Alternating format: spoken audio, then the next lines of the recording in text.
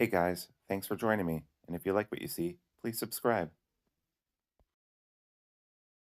Hi, friends. I'm going to do a little rambling here. I'm going to talk about my advice for people just getting into pocket knives and knives in general. I have always carried a pocket knife on me. I work in an industry where having a knife on you is pretty much, you just have to have one. I work in the theater industry and also live show and events. And when you're on stage or you're under a stage or you're installing something or you're 300 feet in the air and you're hanging hoists, chances are you're going to need a knife and or a Leatherman. So those are things that I've always carried with me. I didn't really, and in general, I was carrying Spyderco's, and I was carrying things like the Tenacious. This is actually much nicer than the Tenacious. This is a 20 CV Indela. But this is basically the knife that I was carrying, right? It's just an old Spyderco, and they worked great for me, honestly. They really did. But it got to a point where I started to, I guess I lost one of my Tenaciouses, or it got too old or beat up or something like that. I think I lost it at a concert. That's right. I went to a concert and I lost it, and so I was looking up new knives, and I was like looking at that, and then these other ads for more expensive Spydercos came up, and I was like, hey, this is interesting. I wonder, why does this knife cost so much more than this other knife, and does it really make a difference? And I had gotten to a point in my life where I had a little bit of disposable income, so I decided I would just test it out. And the first thing I got was actually this knife, although not with the fancy scales, but I got the Enduro, which is a big ass knife. And it was just it just had plain G10 scales on it, not these fancy spider scales on it. And checked it out, and I really liked it. And then I kind of went down a rabbit hole, and I found some people like Nick Shabazz who really opened my eyes to the whole knife world. And from there, it was just a slippery slope. I mean, it was a slow slope. Don't get me wrong. I started out slow, but it picked up speed. That's for sure. Now it's been about over 2 years since I really seriously started collecting more expensive knives. And these are some of my tips for you guys. First off, if you're just getting into the knife world, I think that a really good place to start off with is going to be your Spyderco knives. They're really easy to find. They're usually in stock. And not only that, but they have a lot of different kinds of knife steels. Now, I would say that in general, you want to stay away from anything that is called alphabet soup. In other words, it'll say 8 MOV 16 CR, blah, blah, blah, blah. Anything that says anything like that, you want to stay away from in general, unless it has the first number being like a 14 or a 12. But in general, stay away from that. Anything that says CPM, that is usually going to be a good knife, but they all have different traits. I'll get more into steel in a little bit. When you're just starting, kind of ignore that. But going back to Spyderco's are cool because you can customize them really easily. And if you're into tools and stuff, just being able to take it and put on a new set of scales is really cool. And being able to make it your own. This knife is a Spyderco that I totally customized myself, and it was a Manex. It's just S30V, which is kind of an outdated steel right now, but it's fine, especially for a Manex. This is basically a giant cardboard cutter. It's very heavy. It's got titanium scales, but I did I did the anodizing myself with heat anodization, and I anodized the clip, and I anodized the backspacer, and I got this new brass ball cage for the ball lock, and so it's fun. Spyderco is fun. They are less expensive than Benchmade. I did one of the first expensive knives I got was a Benchmade Bug Out, and it's actually what I learned how to flick a knife with thumb studs. But you're paying a tax for that butterfly. They're in general I would say that Benchmades are they've got about a 25% tax on them just for that butterfly. And there's a lot of fakes out there. I would just stay away from Benchmade in general. But I know that some people are just going to disagree with me and say, they're really what you should be going for. I don't think that you should, but that's just my opinion. Next, the other brand that you should check out when you're just getting started is going to be someone called Kaiser.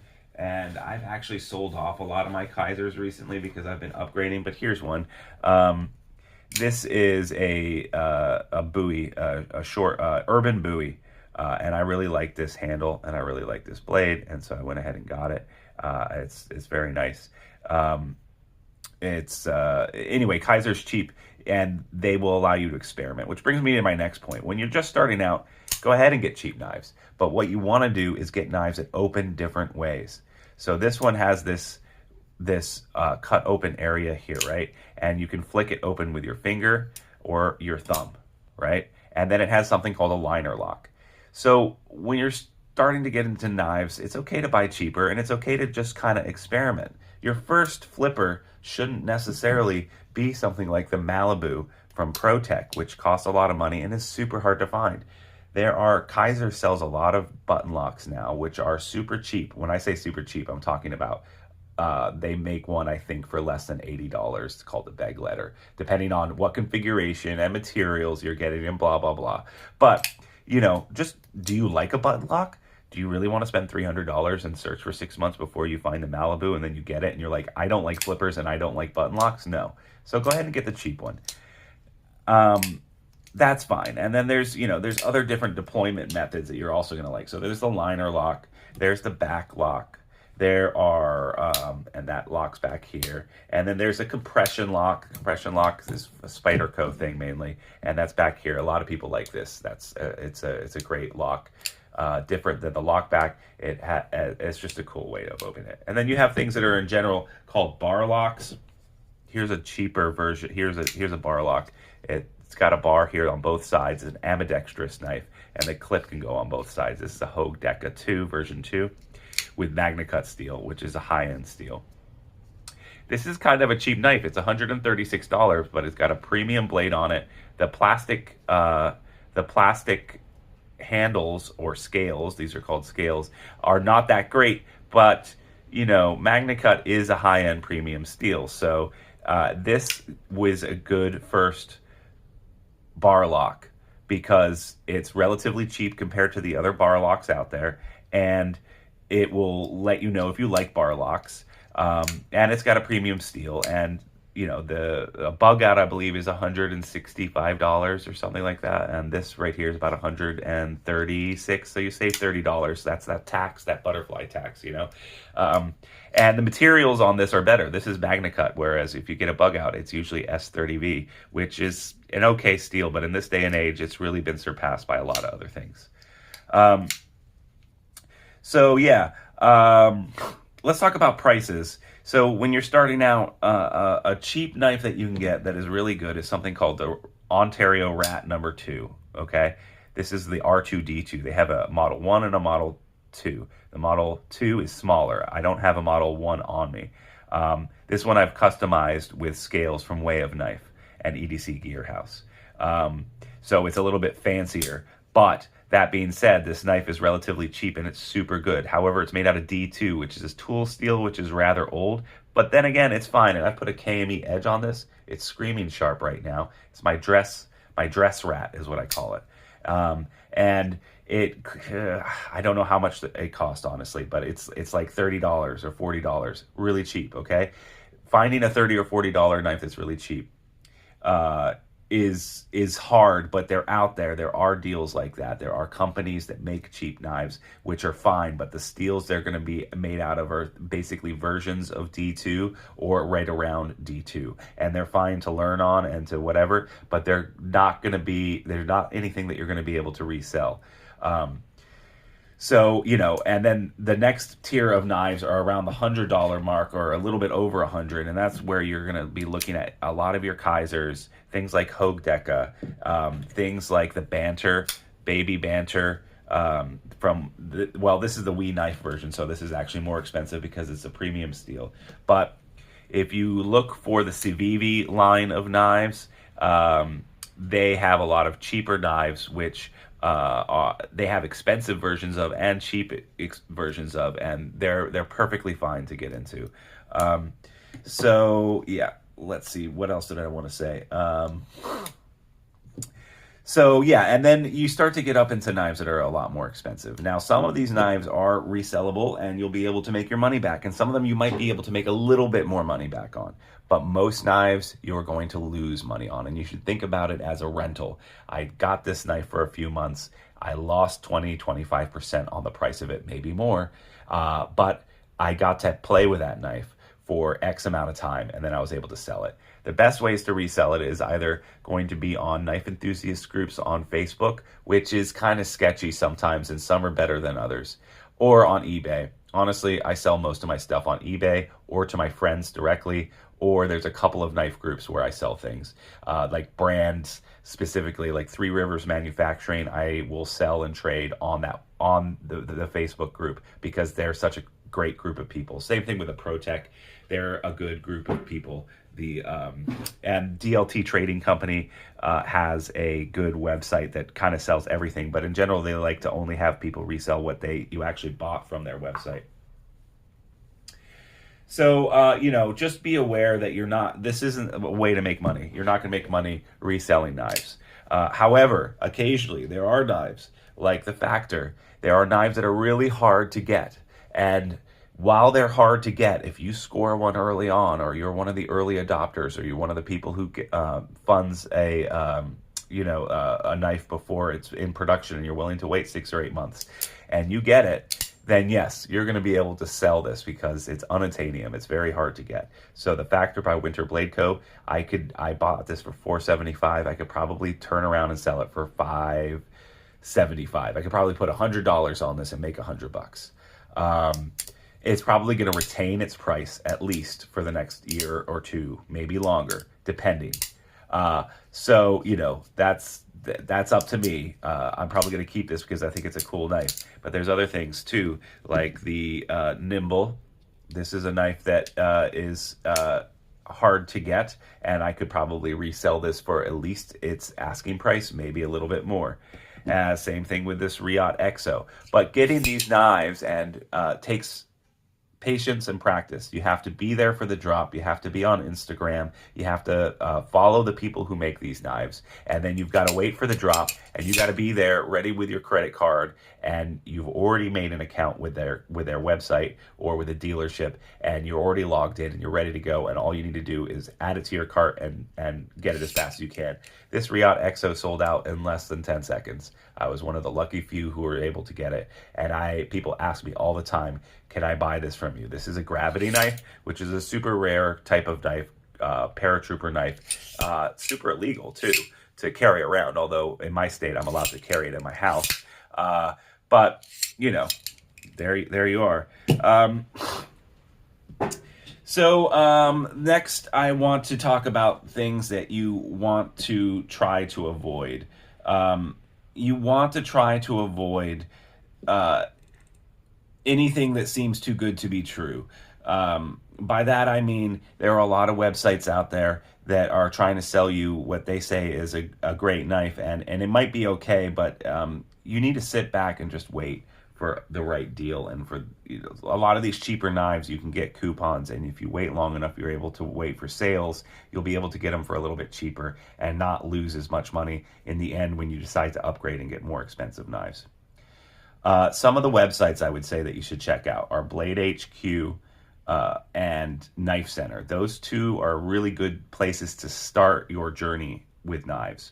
Later on, you're really going to want to expand to other places, and you'll probably use those less and less. The other places I would suggest are eKnives, GPS Knives, KnifeJoy, EDC Gearhouse, and Way of Knife, and they're also really good at customizing stuff and changing stuff for you. And DLT Trading Company. Those are like the places I probably buy a majority of my knives from these days. When I started out, though, it was Blade HQ and Knife Center. And their videos about kind of beginning and showing you different things are pretty good. Next, I just want to talk about Knife Steel a little bit. Knife Steel is its own other world. There's a whole range of it. I would suggest looking into Laren Thomas and some of his videos about, he has a website called Knife Steel Nerds if you really want to get into that. There's also an app called Knife Steel, I believe it is, that's really easy to download, and it's a free program, and you can just type in a knife steel and it'll give a little blurb about its components, what it's made of, and what the guy who made the app thinks about it. So I would check out that app. You can also just put into the website, into Google, and Google a knife steel and get lots of different opinions from Reddit and from knife forums and other places. And that's going to start your education on the whole range, because they all have different applications. If you're living by the sea and you're always taking walks on beaches, then you're going to want something like MagnaCut, or you're going to want something like MagnaCut or Vanex Super Clean, something that has a lot of corrosion resistance. There are four main things that a knife steel has. That is how hard it is to sharpen the knife, which is related to its toughness. And then it also has its corrosion resistance, which is strongly related to its to how hard it is. And those four things kind of make up a diagram, and usually you have to sacrifice one to get a little bit of the other. That'll become more apparent when you Google what I'm talking about and start to see some of the charts that are out there. I think that it's Knife Center. I think Knife Center has some beginning charts, which are easy to kind of visualize what some of the steels have. If you look up knife charts or something like that on and Google, it's either Blade HQ or Knife Center, you will see what I'm talking about. Cool. So, eventually you're going to get a collection, and you're going to have some knives. You're going to have some high-end knives, and then you're going to have some cheaper knives that you got when you started, but you still like and you haven't passed on.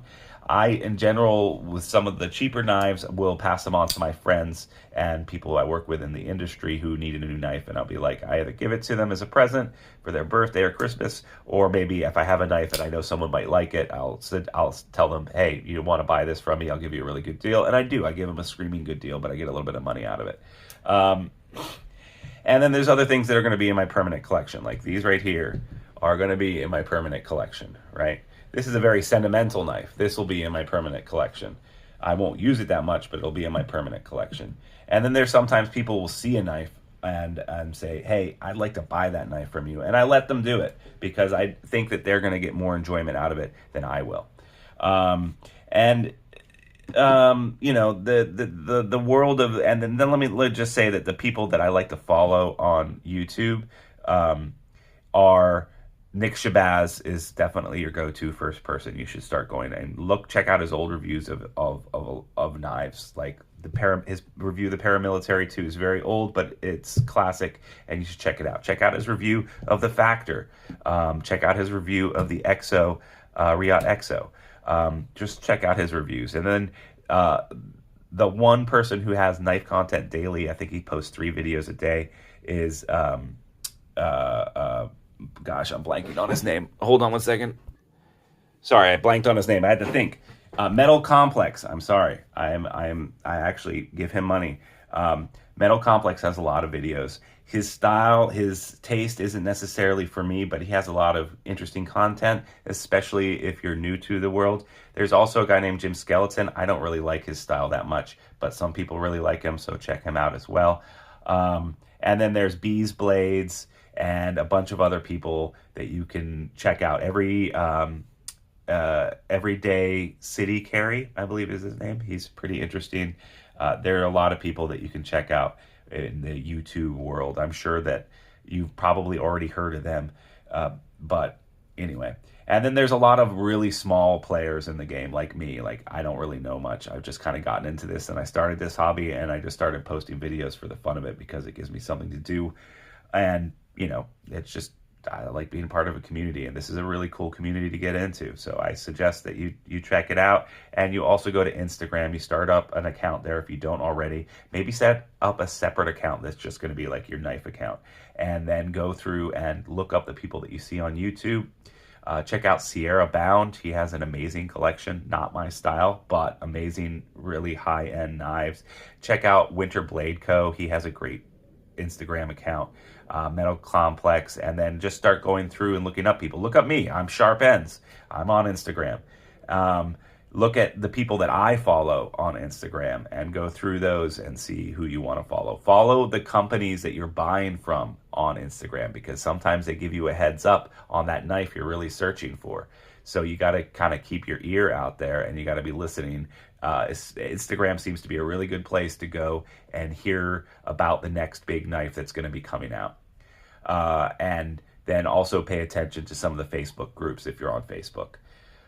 All right, that's all I have for you today. I hope you found this helpful, and if you liked it, I would really appreciate if you like and subscribe and tell a friend. If you didn't like it, I really appreciate if you tell an enemy, but please tell someone, and I'll see you next time on Sharp Ends. Bye-bye now.